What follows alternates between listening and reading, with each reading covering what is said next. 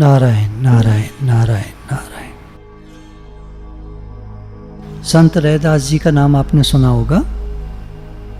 तो इनका जन्म कैसे हुआ उसके बारे में पहले उनका पूर्व जन्म का वृत्तांत सुनिए, पिछले जन्म का। स्वामी रामानंद जी का नाम सुना हो आपने, कबीरदास जी के गुरु। तो ये आचार्य श्री स्वामी रामानंद जी का आश्रम और उसमें बहुत सारे शिष्य रहते थे। एक ब्रह्मचारी शिष्य रोज जाता था भिक्षा के लिए, भिक्षा मांग कर लाता था ब्राह्मणों के यहाँ से, और उससे साधु सेवा होती थी। पहले भोग लगता था भगवान के श्री विग्रह का, वो उसको स्वीकार करते थे। उसके बाद फिर साधु सेवा होती थी, सब साधुओं को भोजन दिया जाता था। एक बनिए की दुकान रास्ते में पड़ती थी, वो अक्सर उनसे कहता ब्रह्मचारी से, हमारा अन्न भी स्वीकार कर लो महाराज। पर वो ब्रह्मचारी को निर्देश था स्वामी रामानंद जी का कि अन्न जो भी भगवान को भोग लगेगा वो ब्राह्मणों के घर का ही होना चाहिए, किसी और के घर का नहीं। तो ऐसा नियम के अनुसार वो ब्रह्मचारी उन बनिए से सामान नहीं ले पाता था। एक दिन की बात है, बहुत जोर की बारिश होने लगी और चांस की बात कि वो बनिए की ही दुकान पर बना ली। जैसे होता ना, एकदम घुस जाते हैं अंदर, बारिश आ गई जोर की। वो बनिए की वही दुकान जो रोज कहा करता था। अब उधर थोड़ा लेट होने लगा, जब तक अन्न नहीं पहुंचेगा भोग कैसे बनेगा। बनिए ने कहा, महाराज आज स्वीकार कर लो आप, ये थोड़ा सा सामान है, थैला जिसमें कुछ आटा कुछ और सामान भोजन बनाने का रखा हुआ था। अब ब्रह्मचारी क्या करता बेचारा, बारिश जब कम हुई तब तक काफ़ी लेट हो गया था और बिल्कुल उसको पहुंचकर और भोजन बनने का इतना भी टाइम नहीं कि ठीक से बन भी पाए। तो जल्दी से लेके भागा और आश्रम में दिया, उसका जल्दी से भोजन बना, तैयार हुआ प्रसाद और भगवान के श्री विग्रह के आगे रखा गया। पर आज भगवान ने उसको स्वीकार नहीं किया। अब स्वामी रामानंद जी जो है विचार में पड़ गए कि आज ये भोग क्यों नहीं स्वीकार हुआ है, कोई दोष होगा जरूर अन्न में। तो उन्होंने आवाज लगाकर ब्रह्मचारी को बुलाया। अब ब्रह्मचारी डर गया, कुछ गड़बड़ हो गई है। पास आया, पूछा, भाई कहाँ से भिक्षा लाए हो, आज ये भगवान स्वीकार नहीं कर रहे हैं। उसने सारा हाल बता दिया। स्वामी जी ने विचार किया कि ठीक है, ब्राह्मण का नहीं मिला तो वैश्य जो होते हैं, बनिए जो होते हैं, दुकानदार जो होते हैं, इनका भी अन्न स्वीकार किया जा सकता है, ऐसे दोष नहीं होता उसमें, क्या बात है। तो उन्होंने ध्यान किया। ध्यान में उन्हें एकदम भाव आया कि ये वैश्य का नहीं, शूद्र का अन्न है। शूद्र जाति का कोई व्यक्ति वहाँ बनिए को दे गया कि महाराज कोई साधु बाबा को दे देना, मैं दूंगा तो कोई लेगा नहीं मेरे से, आप दे देना। वो भी ऐसे ही थे आदमी, कोई रूल्स नहीं होते ना अपने जीवन में, कोई कायदा कानून होता नहीं था, अच्छा चल छोड़ जा। वही उन्होंने उठाकर ब्रह्मचारी को दे दिया। भाई देते तो अपने पास से देते। अभी हमारे लिए सीख है कि हम, कोई भी हमको कुछ देता है और हमारा मन नहीं करता उसकी चीज़ लेने का, तो हम क्या करते हैं, आगे पास कर देते हैं। अब कौन दे गया है, क्या है, उसका कैसा भाव है, हमने तो आगे पास कर दी। किसको दे दिया, कभी गुरुजी को ही दे आए हम, भाई कोई दे गया, हमें नहीं रखनी वो चीज़, हमने गुरुजी के यहाँ दे दिया। तो ये समझने की बात है, सीखने की, कि ऐसा कभी नहीं करना चाहिए। अगर उसको देना है तो किसी भिखारी को या ऐसे किसी को दे देना चाहिए। अब स्वामी जी को बड़ा बुरा लगा कि भाई श्रद्धा भक्ति सहित देता, खुद देता तो ठीक था, शूद्र का अन्न क्यों दे दिया। चलो फिर उन्होंने विचार किया कि शूद्र भी तो भगवान के ही संतति है, इसमें भी कोई दोष नहीं होना चाहिए, लेकिन वो शूद्र वैष्णव तो होना चाहिए, भगवान को मानने वाला तो होना चाहिए। क्या बात है। फिर उन्होंने ध्यान किया तो पता चला वो भगवान को ही नहीं मानता है, किसी सकाम भाव से उसने वो दान के लिए चीज़ निकाली थी। क्या सकाम भाव, बोले मेरे पुत्र हो। अब फिर इन्होंने ध्यान किया, उसके 7 जन्म तक पुत्र नहीं है। अब सकाम भाव से इनके यहाँ अन्न आ भी गया, उसको पुत्र चाहिए, पुत्र उसके है नहीं। अब बड़ी दिक्कत हो गई, भगवान स्वीकार न करें उस प्रसाद को। अब हुआ क्यों ऐसा, उस शूद्र ने क्यों दिया था? उसको किसी ने कह दिया था कि अगर तेरा अन्न स्वामी रामानंद जी स्वीकार कर ले तो तेरे यहाँ पुत्र हो जाएगा। बड़े विश्वास के साथ उसने उस बनिए को दिया था कि आप जो है इसको, स्वामी रामानंद जी का शिष्य आता है ब्रह्मचारी, आपके यहाँ से कभी सामान भी लेता है, वो तो पैसे देता है, सामान भी लेता, आप उसको पकड़ा देना ये। अब बनिया क्यों उससे वो था? क्योंकि वो शूद्र उस बनिए का काम कर दिया करता था फ्री में। ऐसे ही होता है ना, कोई आया गया तो उससे, अरे भाई जरा मेरा काम कर लाना, वो कर लाया, अरे भाई जरा मेरे कर लाना, वो कर लाया। अब बनिया भी उसके उसमें था, दबे में थोड़ा सा, कि भाई आप मेरा छोटा सा ये काम कर दो, भाई इसमें क्या दिक्कत है। वो आएगा शिष्य, उसको पकड़ा दूंगा किसी टाइम। देखिए कैसे कहानी बनती है ना, कैसे माइंड लोगों के कितना गलत सलत आचरण बहुत बिगड़ जाता है ना कभी कभी। अब क्योंकि वो प्रसाद स्वीकार हो चुका था वहाँ पर, अब उसकी कामना तो पूरी करनी थी। तो स्वामी रामानंद जी ने इस ब्रह्मचारी से कहा कि अब तुझे ही उस शूद्र के घर में पुत्र रूप से जन्म लेना पड़ेगा। अब बेचारा वो जो ब्रह्मचारी था उसका शरीर पूरा हुआ और जाकर के उस शूद्र के यहाँ उसका जन्म हुआ। उसके पिता का नाम रघु था और माता का नाम घुरबिनिया। अब वात्सल्यवश माता तो दूध पिलाती है बच्चे को दूध पिलावे, वो बच्चा दूध ना पिए। अब बड़ी माँ परेशान, लोग भी परेशान, जैसे वैद्य वगैरह होते हैं ये भी सोचें कि बच्चा दूध क्यों नहीं पीता है, बच्चे को तो दूध पीना चाहिए, दुनिया में सारे बच्चे दूध पीते हैं, फिर कैसे होगा इसका, कुछ गड़बड़ सी लगती है। अब था क्या, उस बच्चे को याद था पूर्व जन्म का, और उसको ये भी पता था कि जिस घर में मैंने जन्म लिया है ये शूद्र लोग हैं, इनका मैं दूध पीऊंगा तो मैं तो नरक में जाऊंगा। जैसे उदाहरण दिया, जड़ भरत जी को याद था कि पिछले जन्म में मैं राजा था और हिरण में आसक्ति होने से मेरा अगला जन्म हिरण का हुआ, इसलिए अब मुझे किसी में आसक्ति नहीं करनी है। और वो शुरू से ही ज्ञानवान की तरह रहते, वैसा ही व्यवहार करते, वैसे ही आचरण करते, उसी तरह जीते। स्वामी रामानंद जी को स्वप्न में आदेश हुआ कि आप उस रघु चमार के घर जाइए, वो बच्चा दूध नहीं पी रहा है, उसको समझाइए। स्वामी जी आश्रम की ओर चल पड़े। जो स्वामी जी कभी हरिजनों की बस्ती में नहीं जाया करते थे, आज वो हरिजनों की बस्ती की ओर जा रहे हैं। तो लोग बड़े कौतूहलवश देख रहे हैं, ये क्या हो रहा है आज, ये कौन सी लीला हो रही है। इतना आश्चर्य हुआ सब लोगों को, सब लोग उनके पीछे पीछे चल पड़े, क्या बात है। और संतों के बारे में कहा जाता है कि वे पतित पावन हैं। तो ऐसा चरितार्थ आज सिद्ध हो रहा है। और वो रघु चमार के आंगन में जा पहुंचे और उन्होंने उस बच्चे को बुलवाया। माता पिता ने इस बालक के प्राण बचाने की प्रार्थना की। श्री स्वामी जी ने कहा, बालक को मेरे पास लाइए और आप लोग यहाँ से हट जाइए, क्योंकि मेरा मंत्र एकांत में ही काम करता है। अब इस बच्चे को स्वामी जी ने मंत्र का उपदेश किया। वो बच्चा उनको देखकर, स्वामी जी को देखकर उसकी आंखें भर आईं, आंखों से आंसू टपकने लगे। स्वामी जी ने उपदेश करा, आत्मा तो असंग है, न वह ब्राह्मण है न शूद्र, वह तो ईश्वर का अंश, अविनाशी, चेतन, अमल और सहज सुख राशि है। तो तुम वो हो, तुम क्यों चिंता करते हो। तुम दूध पियो और तुम्हारा जीवन एक संत का जीवन होगा। बच्चा कहता है, महाराज जी, आवाज़ आती है बच्चे के पास से कि महाराज जी मेरी माँ तो शूद्र है, मैं शूद्र का अगर अन्न खाऊंगा तो मैं कैसे भगवान की राह पर बढ़ूंगा। अब स्वामी जी विचार करते हैं क्या करें।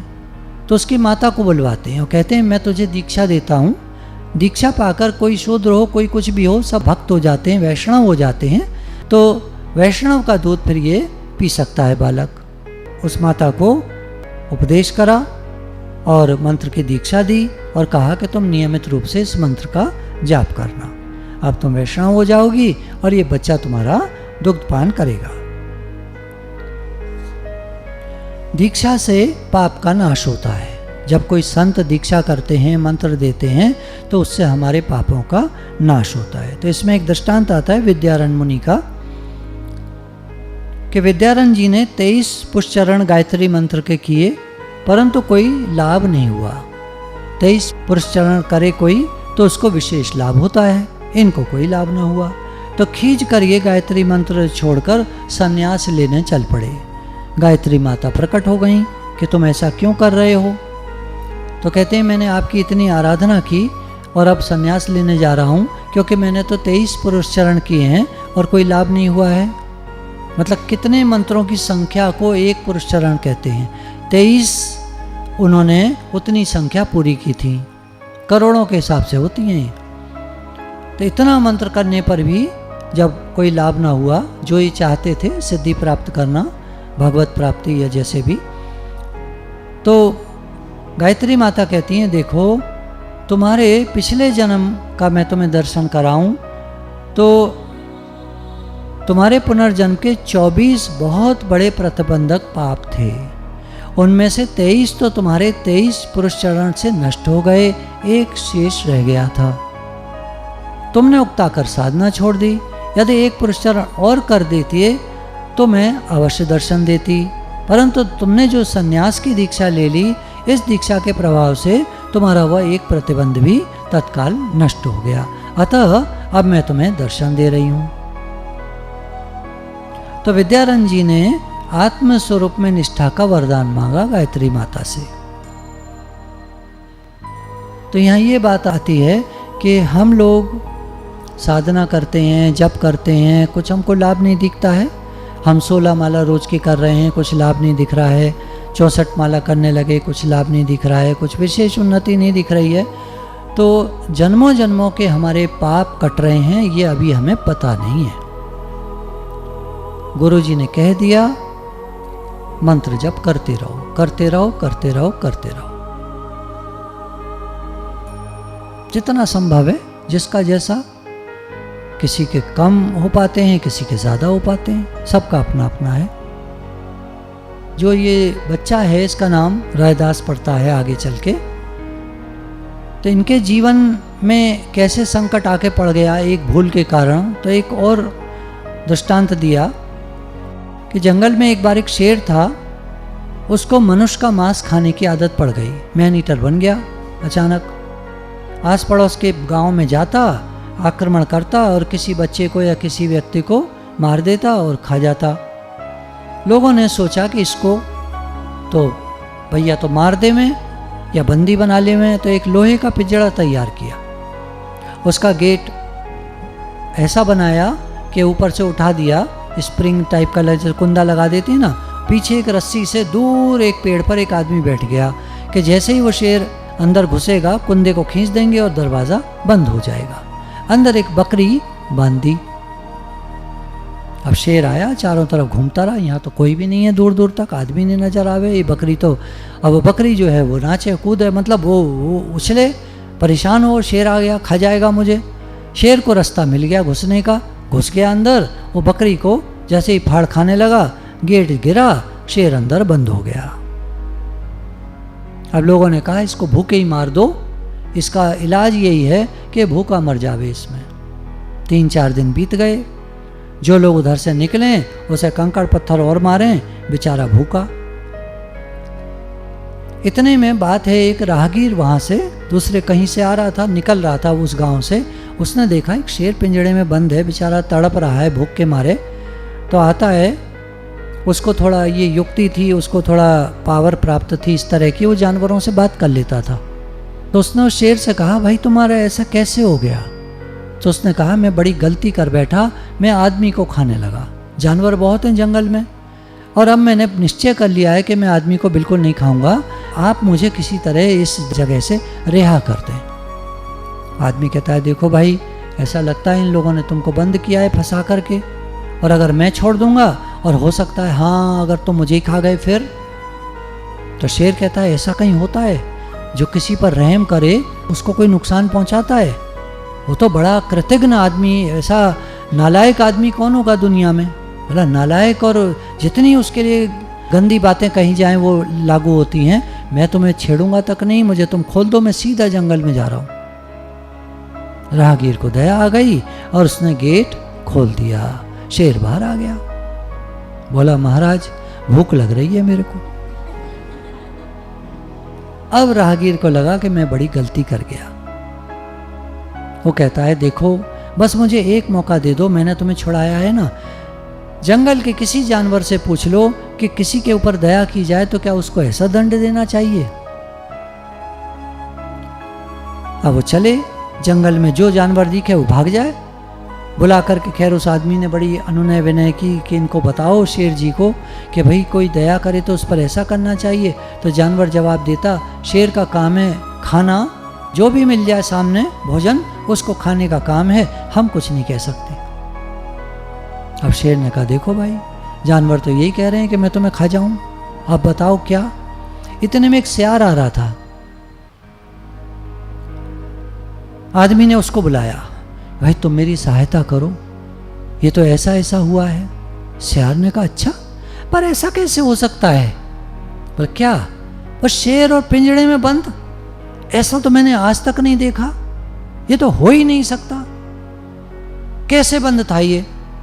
आए उधर को, ये पिंजड़ा है इसमें बंद था, इसमें कैसे बंद हो सकता है? इसमें कैसे बंद हो सकता है शेर? बताइए दरवाजा ऊपर है, खुला पड़ा है, कोई आदमी नहीं दूर दूर तक, इसमें कैसे बंद हो सकता है? शेर ने कहा देख मैं बताता हूं, देख मैं इसमें ऐसे अंदर घुसा, वो घुस गया अंदर और पीछे से ही दरवाजा पता नहीं कैसे बंद हो गया। उस आदमी ने झट से कुंदा निकाल लिया, धड़ाम से दरवाजा बंद। बोला ऐसे बंद था। सियार ने कहा हो गया तेरा काम, अब मुझे इनाम दे कुछ। खैर ये तो बात रही। अब शेर अपनी गलती पर पछताया और इधर आदमी को लगा कि एक छोटी सी गलती जानलेवा बन सकती है।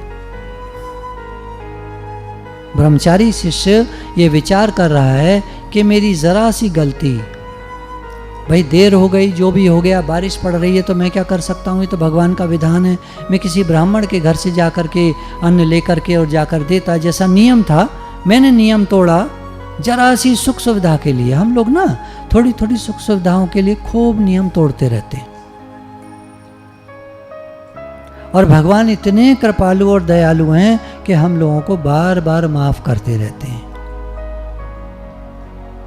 अगर बच्चा एक बार भी गलती करता है तो माता पिता क्या करते हैं? डांटते हैं। दूसरी बार गलती कर जाए तो पीटते हैं, तीसरी बार गलती कर जाए तो घर से निकालने की बात कहते हैं। और भगवान बार बार माफ करते हैं, इतने दयालु और कृपालु हैं कि वो बार बार क्षमा करते हैं। उनकी करुणा का अंत नहीं है, तो हम उनकी करुणा का मिसयूज न करें। जो भी नियम हम लेते हैं, जब भी तो कहते हैं गुरु थोड़ा नियम लो, भले शुरू में तुम थोड़ा नियम लो, धीरे धीरे बढ़ता जाए तो ठीक है। ज़्यादा नियम ले लोगे, कर नहीं पाओगे तो नियम टूटने का तुमको दोष लग जाएगा। क्या बेचारे देखिए, रैदास जी क्योंकि भक्त थे, पिछले जन्म के साधक थे, तो ये भगवान से बड़ा प्रेम करते थे और भक्तों से भी बहुत प्रेम करते थे। भक्त की सबसे बड़ी पहचान ये है कि वो भगवान से तो प्रेम करता ही है, भक्तों से बहुत प्रेम करता है। संतों की खूब सेवा करते। इनके पिता रघु के पास अच्छा पैसा हो गया, धीरे धीरे होता ही है, भगवान की कृपा होती है, घर में पैसा हो गया। एक दिन इन्हें तिजोरी की चाबी हाथ लग गई, छोटे ही थे तब। चुपके से तिजोरी में से कुछ मोहरें निकाली और जा करके संत साधुओं को खिला पिलाया। अब ये काम बढ़िया लग गया, अक्सर होने लगा। माता ने एक दिन देख लिया कि जब तेरे पिताजी चले जाते हैं काम पर तो पीछे से निकाल लेता है। बड़ी अनुनय विनय की, माता को मनाया, भैया कहना मत, ठीक है कोई बात नहीं, नहीं कहेगी माँ तो वैसी मोह में होती है, नहीं कहती है पिता से। एक दिन पिताजी बैठ गए रकम गिनने के लिए कि कुछ मामला गड़बड़ लग रहा है तिजोरी में।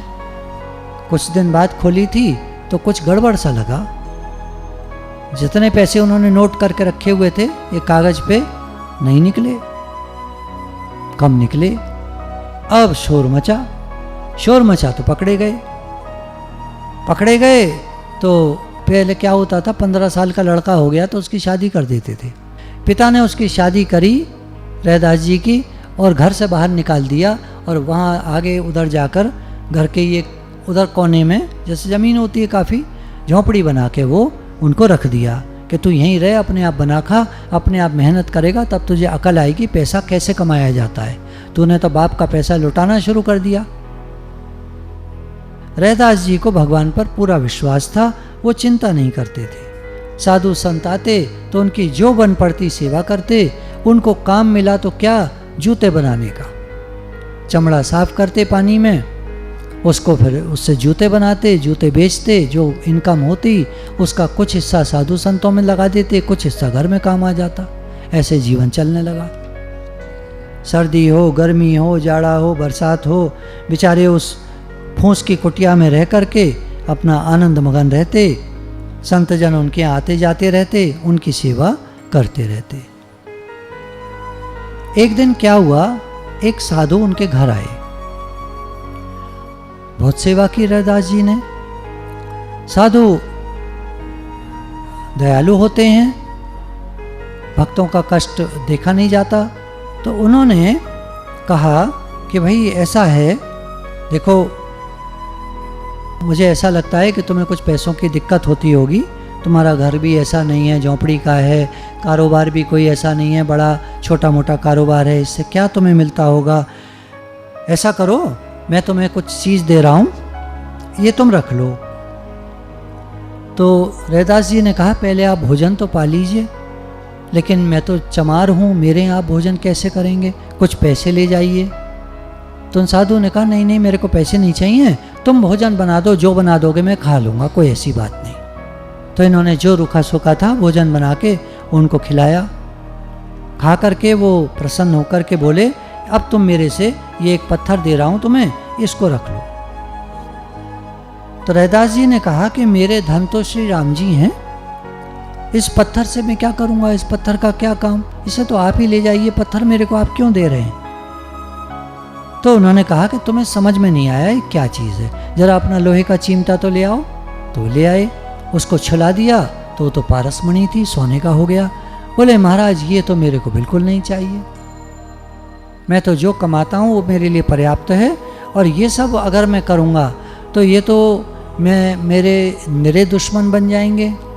आज दिन तक तो मैं फकीर रहा, भिखारी रहा, गरीबी में रहा, और अब जैसे ही पैसा होगा मेरे दुश्मन खड़े हो जाएंगे, इसको तो आप ले जाएं। साधु बाबा ने कहा नहीं मैं तो नहीं ले जाऊंगा इसको, मेरा मन आ गया है तुमको देने का। तो बोले आप छप्पड़ में लगा दो इसको जहाँ चाहो।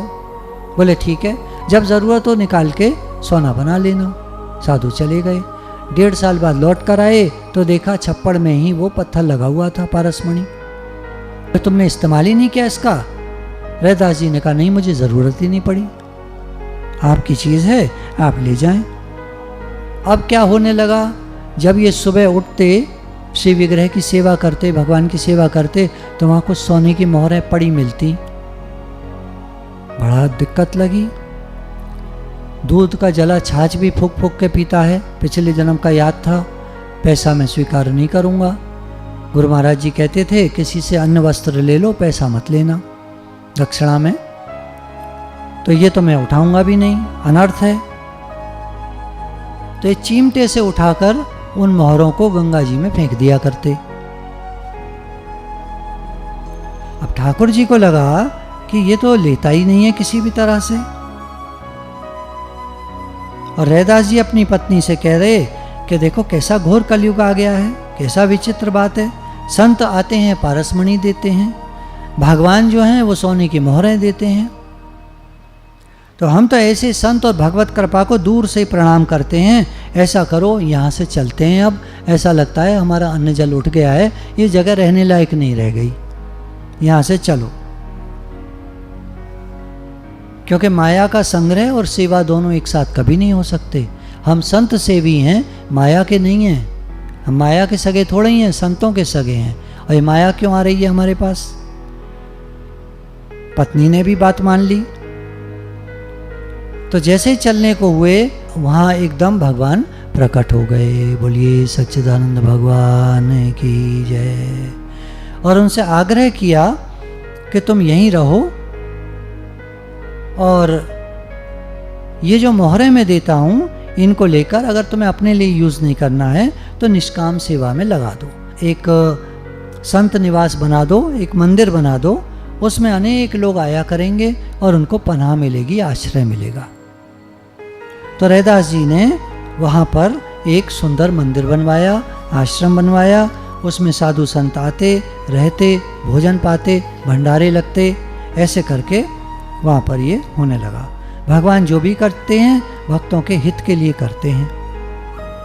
अब ये सब देख करके जो ब्राह्मण थे उस शहर के, वो जलने लगे कि शूद्र आदमी वो काम कर रहा है जो ब्राह्मणों को करना चाहिए। और उन्होंने राजा को जाकर शिकायत कर दी कि महाराज ये तो शूद्र आदमी है और देखिए कैसे काम कर रहा है, संतों को खिला रहा है शूद्र होकर, धर्म भ्रष्ट कर देगा सबका। राजा ने बुलवा भेजा, तुम ये काम क्यों करते हो, किसकी आज्ञा से करते हो? तो रैदास जी ने कहा भगवान की आज्ञा से करता हूँ। बोले क्या प्रमाण है तुम्हारे पास कि भगवान की आज्ञा है? बोले उनका शिव विग्रह यहाँ रख दीजिए बीच में, ब्राह्मण भी बुलावें, मैं भी बुलाऊं, जिनके पास भगवान चले जाएं तो समझ लीजिएगा वो उनके हैं, उन्हीं की आज्ञा है। ठीक है। राजा ने दरबार में शिव विग्रह को बीच में रखवा दिया और कहा कि भाई बुलाओ ब्राह्मण लोग। ब्राह्मण लोगों ने आवाज़ लगाई, बड़ा पुकारा, बड़े स्तुति की, तरह तरह की बातें, मंत्रों का उच्चारण किया, भगवान हिले भी नहीं। रविदास जी ने एक पद गाया, हे हरि आवत वेग हमारे, जैसे आए द्रुपद सुता के, गज के काज सिधारे, ज्यों प्रहलाद हेतु नरिहरे हैं, प्रकटे वज्र खम्भ को फारे, पति राखो रैदास पतित की, दशरथ राज दुलारे। तो हे प्रभु आज मेरी लाज आप रखो। आपने द्रौपदी की रखी, प्रहलाद जी की रखी, गजराज की रखी, तो आप प्रकट हुए, ऐसे ही आज आप मेरे लिए मेरी लाज रखो। तो पद पूरा होते होते भगवान का सिंहासन सहित आकर के वो जो शिव विग्रह था वो रविदास जी के पास आ गया। बोलिए सच्चिदानंद भगवान की जय। अब सारे ब्राह्मण जो है नतमस्तक हो गए और राजा से भी उनको, रैदास जी को भगवान की सेवा का अधिकार प्राप्त हो गया। बोलिए सच्चिदानंद भगवान की जय। गुरु भगवान के शुक्राने।